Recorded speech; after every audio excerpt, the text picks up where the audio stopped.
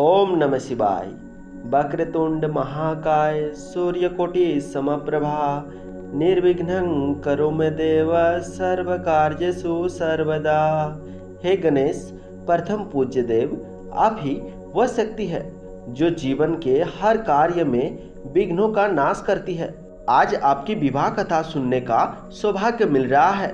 पिछले अध्याय में हमने सुना था कैसे कार्तिकेय ने तारकासुर का वध कर देवताओं को विजय दिलाई और कैसे गणेश जी ने अपने बुद्धि से अपने माता पिता की परिक्रमा कर ज्ञान का सर्वोच्च प्रमाण दिया।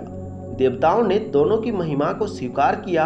अगले अध्याय में हम जानेंगे कैसे गणेश जी के विवाह के बाद पार्वती माता और शिव शंकर अपने परिवार सहित हिमालय पर रमण करने लगे और कैसे गणेश जी ने गृहस्थी जीवन में रहते हुए भी भक्तों को भक्ति और ज्ञान का मार्ग दिखाया। एक दिन कैलाश पर देवताओं और ऋषियों ने विचार किया, गणेश जी प्रथम पूज्य है, विघ्नहर्ता है, परंतु उनका विवाह क्यों नहीं हुआ। संसार में लोग विवाह और गृहस्थी धर्म से डरते हैं, परंतु यदि स्वयं विघ्नहर्ता इसका आदर्श प्रस्तुत करे तो मनुष्य गृहस्थी धर्म को धर्म पालन का साधन समझेगा।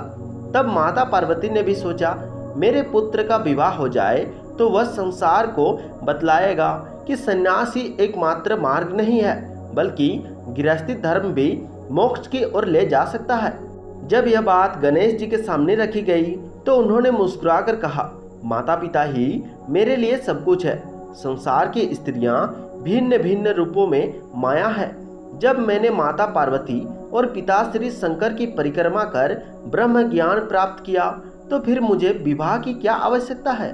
परंतु देवताओं ने निवेदन किया, प्रभु, संसार आपके आचरण का अनुसरण करता है। यदि आप विवाह करेंगे तो मनुष्य यह समझेगा कि गृहस्थी धर्म में भी परम धर्म और मोक्ष का मार्ग छिपा है। गणेश जी ने गहरी सांस ली और कहा, ठीक है, यदि यह लोक कल्याण के लिए है तो मैं विवाह करूंगा, परंतु यह विवाह भी संसार के लिए एक अद्वितीय संदेश लेकर आएगा। गणेश जी का विवाह माता पृथ्वी के प्रतीक रिद्धि और सिद्धि से हुआ।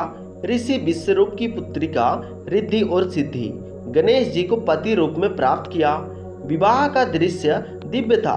देवताओं ने पुष्प वर्षा की, ब्रह्मा जी ने मंगल गान किया, विष्णु जी ने कन्यादान में सहयोग दिया और स्वयं शिव और पार्वती ने विधि पूर्वक विवाह संपन्न कराया।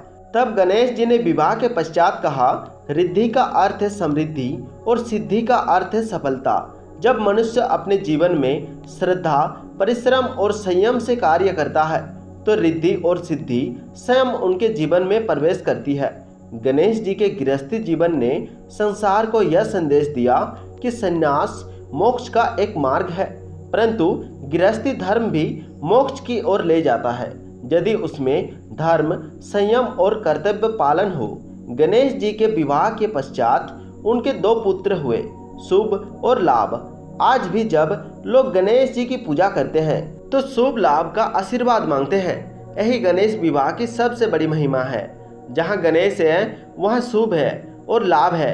सिद्धि बुद्धि सहितम देवम शाश्वत शुभल भप्रदम विघ्नराजम नमध्यम सदा सौख्यप्रदम प्रभुम। हे गणेश, रिद्धि सिद्धि के स्वामी, शुभ लाभ के दाता, आप ही हमारे जीवन के हर मार्ग को शुभम बनाइए। ओम नमः शिवाय। दोस्तों, आज की कथा बस इतना ही।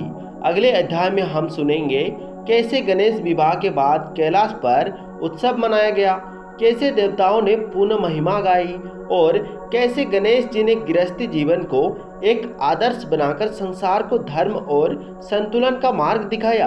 दोस्तों, इस कथा से हमें यह प्रेरणा मिलती है कि गृहस्थी जीवन बोझ नहीं बल्कि धर्म का पालन करने और सृष्टि को आगे बढ़ाने का एक पवित्र मार्ग है।